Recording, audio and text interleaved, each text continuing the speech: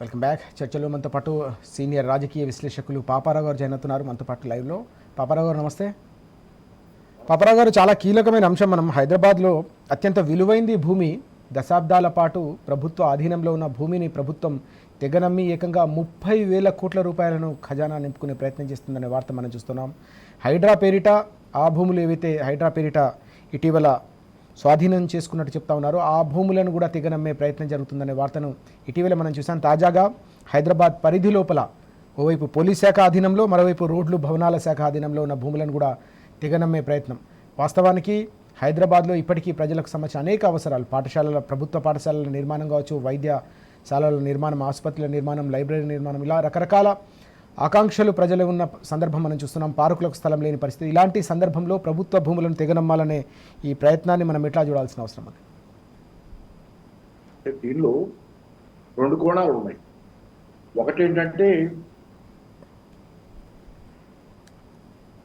ప్రభుత్వ భూమి అనేది ప్రజలకు సంబంధించింది, ప్రజలకు చెందింది. దానిని ప్రభుత్వం ప్రజా ప్రయోజనాల కోసం ఉపయోగించడం అనేది ఒక బాధ్యత. కానీ అదొక కోణం. రెండో కోణం,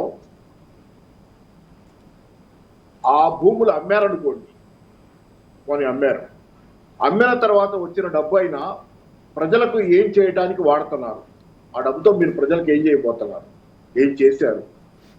ఈ రెండు కోణాలు ఉన్నాయి దీనిలో. అమ్మక ముందు అమ్మటం అనేది చాలా అరుదుగా తీసుకోవాల్సిన నిర్ణయం, తప్పనిసరి అయితే తీసుకోవాల్సిన నిర్ణయం ప్రభుత్వ భూముల అమ్మకం. ఎందుకంటే అది ప్రజల ఆస్తి. అది దాని పట్ల మీరు బాధ్యతాయుతంగా ఉండాలి. రెండోది, అమ్మారనుకోండి, వచ్చిన డబ్బులతో మీరు ఏం చేస్తున్నారు అనేది రెండో ప్రశ్న. ఈ రెండు ప్రశ్నల్లో మనకు కనపడేది ఇక్కడ ఒకటే. రేవంత్ రెడ్డి గారి ప్రభుత్వంలో మనకి స్పష్టంగా కనపడేది, మొన్న మధ్య ఎస్బీఐ రాయదుర్గంలో ఎస్బీఐ వాళ్ళు కూడా కేసు అయ్యిందని. సరే, అదొక భూమి వివాదం. ఆ భూమిని అమ్మారు, 200 కోట్ల పైన ఏదో అమ్మామని చెప్పారు. వచ్చినాయి డబ్బులు.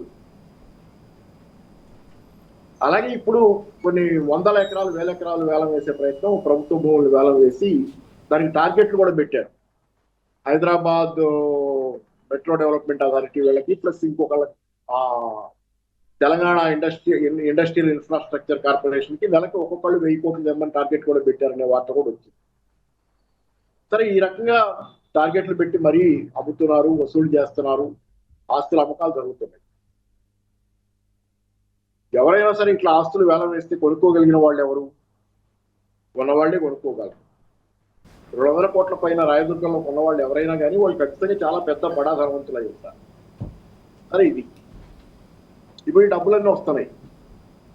ఈ ప్రభుత్వం 6 గ్యారంటీలు ఏదైతే సామాన్య జన సంక్షేమం కోసం అని చెప్పి తాను పెట్టారని చెబుతున్నటువంటి 6 గ్యారంటీలు కానీ, అనేక ఇతర పథకాలు కానీ, మొత్తంగా 420 హామీలు కానీ, వాళ్ళు చేసిన వాగ్దానాలు కానీ, వీటిల్లో సామాన్య జనానికి ఏదైనా అందుతుందా? ఒక్క ఉచిత బస్సు మినహాయిస్తే ఏదైనా జనానికి దక్కుతుందా? జనానికి మిగులుతుందా? మరి డబ్బులన్నీ ఏమవుతున్నాయి? ఇన్ని రకాల, అది కాకుండా పన్నాదాయం వస్తుంది. ఆ పైన ఇది నాన్ ట్యాక్స్ రెవెన్యూ ఇప్పుడు వచ్చేది, మీ భూములు అమ్మితే వచ్చేది. ఇన్ని అప్పులు చేస్తున్నారు, ఇన్ని వేల లక్షల కోట్ల రూపాయలు తీసుకొచ్చి ఏం చేస్తున్నారు మీరు? పథకాలు అమలు జరుగుతున్నాయంటే పోనీ దానికోసం ఖర్చు పెట్టారనుకోవచ్చు. అదేమీ లేదు. ఇప్పటిదాకా ఈ సంవత్సరం, ఈ ఆర్థిక సంవత్సరం ఏప్రిల్ నెల నుంచి ఈ రోజు దాకా సుమారుగా 34-35 వేల కోట్ల రూపాయలు అప్పు చేసింది ప్రభుత్వం. ఈ రకంగా అప్పులు చేస్తా ఒక పక్క పన్నాదాయం ఎటుకుడి వస్తుంది, తగ్గింది. ఈ ప్రభుత్వ నిర్వాహకం వల్ల పన్నాదాయం తగ్గింది, వస్తుంది. అయినా అలాగే ఇప్పుడు ఆస్తులు, భూముల అమ్మకాల ద్వారా వచ్చే డబ్బు, సరే ఇది ఆ డబ్బుని ఏం చేస్తున్నారు? ఢిల్లీకి సూట్ కేసుల రూపంలో వెళ్తున్నాయా? కాంట్రాక్టర్ల కడుపులు నింపుతున్నాయా? లేకపోతే ఎవరైనా అవినీతి పరుల దందాలు నడుస్తున్నాయా మీలో ఎవరైనా అవినీతి పరులు? సో ఇన్ని ప్రశ్నలు ఉన్నాయి. కాబట్టి ప్రజలకి వనగొడుతుంది ఏమి లేదు. పబ్లిక్ ఆస్తుల్ని పప్పు బెల్లాల్లాగా అమ్మేసుకుని పనిచేసుకుంటున్నారు. రెండోది, ఇక్కడ హైడ్రా స్వాధీనం చేసుకున్న భూములు, ప్రభుత్వ భూములు 22,665 ఎకరాలు. నిన్న ఒక పత్రిక ప్రకారంగా, నిన్నటి పత్రిక, 2,665 ఎకరాలని ప్రభుత్వ భూముల్ని హైడ్రా స్వాధీనం చేసుకుందని ఇక్కడ రాశారు. వాటి విలువ 60 నుంచి 90 వేల కోట్ల రూపాయలు. వీటిని కూడా అమ్మకానికి పెట్టే ఆలోచన చేయాలనేది ఇప్పుడు నడుస్తున్న కథ. ఓకే. సో ఇక్కడ చూడండి, చాలా లోతైన వ్యవహారం.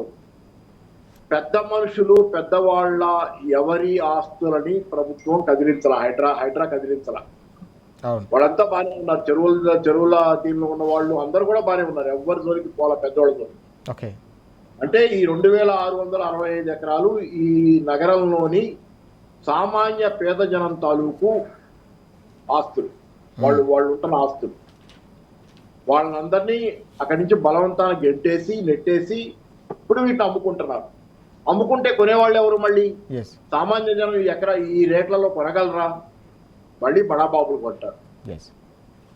అంటే పేద జనం నుంచి, సామాన్య జనం నుంచి సైఫన్ వేసి, ఒక గొట్టం వేసి లాగినట్లు లాగి ధనవంతులకు ట్రాన్స్ఫర్ చేస్తుంది ఆస్తుల్ని ప్రభుత్వం.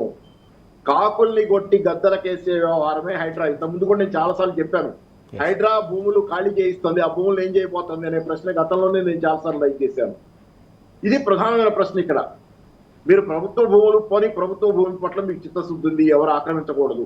స్వాధీనం చేసుకుంటే ప్రజల పర్పస్ కోసం ఏమైనా చేయడానికి దానిలో ప్రయత్నం చేస్తున్నారా? మీరు అన్నట్లుగా లైబ్రరీలు కడుతున్నారా? మీరు అన్నట్లుగా ఇతర ప్రజాహిత కార్యక్రమాలకు వాడుతున్నారా?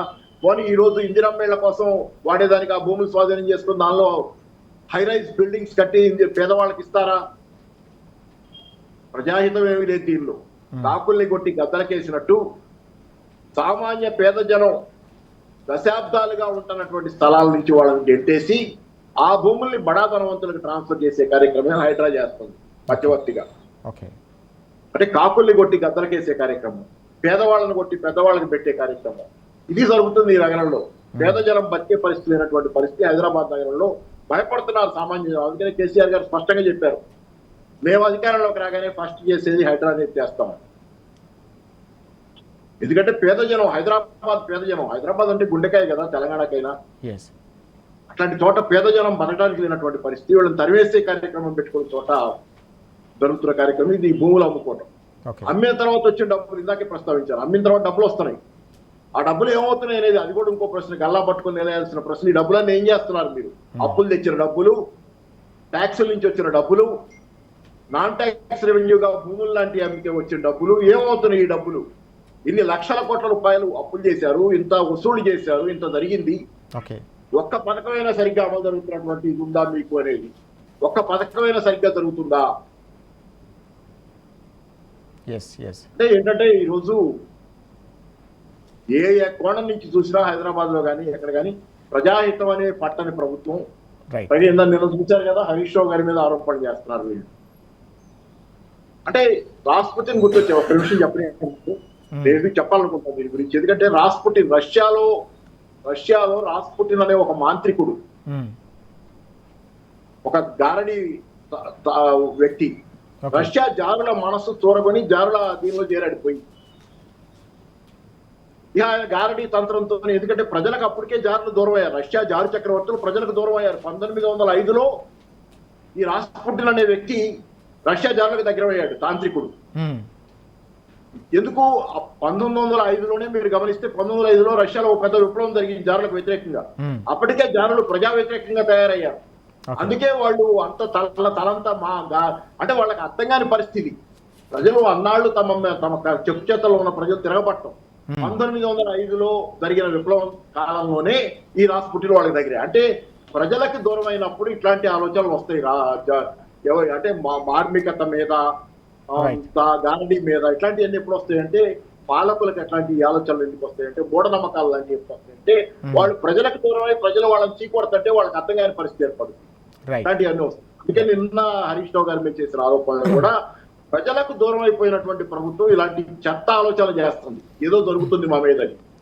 నువ్వు చేస్తున్న చర్యలు నువ్వు చూసుకోకుండా ప్రజలకు ఇచ్చిన హామీల్ని ఉల్లంఘించి ప్రజల్ని నిత్యం కొల్లగొడుతున్నటువంటి వ్యవహారాలు నడుపుతున్నటువంటి ప్రభుత్వం ఎవరో తననేదో చేస్తున్నారు అనుకోవటం అనేది కూడా ఈ దౌర్భాగ్యపు. అప్పుడు రాస్పుటిన్ లాంటి వాడి దగ్గర, తాత్విక్ గారడీ దీనికి దగ్గరై ప్రజలకు దూరమైనటువంటి ప్రభుత్వాలు ప్రతిసారి ఇలాంటి వాటికే దిగజారుతాయి. వాళ్ళకి అలాగే అనిపిస్తుంది చూసేది, ఆలోచించేది కూడా అలాగే ఉంటుంది. కాబట్టి అంటే మీరు ప్రజలకు దగ్గర అవ్వండి, మీ భ్రమలు, మీ జబ్బులు, మానసికమైనటువంటి ఇట్లాంటి జబ్బులన్నీ పోతాయి. మీరు ప్రజలకు దగ్గర అవ్వండి, ప్రజల హితం కోరి ప్రజల కోసం పనిచేయండి, ప్రజలు మిమ్మల్ని అభిమానిస్తారు. అప్పుడు మీకు అర్థం అవుతుంది ఏం జరుగుతుందనేది. రైట్. ఈ రకంగా ప్రజల్ని కొల్లగొడతా, ప్రజల్ని అణచివేస్తా, ప్రజల మీద నిర్దాక్షిణ్యం, నిరుద్యోగుల దగ్గర నుంచి ఏ వర్గం బాగుంది, రైట్. రైతాంగం, నిరుద్యోగం, ప్రతి వర్గం ఇబ్బంది పడుతుంది. మ్మ్. ఇట్లాంటి స్థితిలో మిమ్మల్ని ప్రజలు ద్వేషిస్తున్నారు. కాబట్టి మీరేం చేస్తున్నారో మీరు చూసుకోకుండా ఎవరో మిమ్మల్ని ఏం చేస్తున్నారు అనేది మానసికమైనటువంటి హాల్యూసినేషన్, డెల్యూషన్ అది. రైట్ రైట్ చాలా కీలకమైన అంశం మనం చూస్తూ ఉన్నాం. పూర్తి స్థాయిలో ఇప్పటికే పేదలకు సంబంధించిన గుడిసెలు ఇళ్లను కూలుస్తూ ఉన్నారు. మరోవైపు ప్రభుత్వ ఆధీనంలో ఉన్న భూములను కూడా ఈ రకంగా తెగనమ్మడం అనేది అత్యంత దుర్మార్గమైన చర్యగా పాపారావు గారు అభివర్ణిస్తున్న పరిస్థితి. హైదరాబాద్లో భూమి అనేది ఒక ప్రజల ఆస్తి, దానికి రక్షకులుగా ఉండాలి తప్ప దాన్ని తెగనమ్మడం భవిష్యత్ తరాలకు కావచ్చు ప్రజల అవసరాలకు వినియోగించకుండా వాటిని వేలం వేరిగా హైదరాబాద్ నడిబొడ్డున ఉన్న విలువైన భూములను తెగనమ్మే ప్రయత్నం ఏదైతే ఉందో దీన్ని మానుకోవాలి ప్రభుత్వం అని పిలుపునిస్తున్న అంశం కూడా మనకు కనిపిస్తూ ఉంది.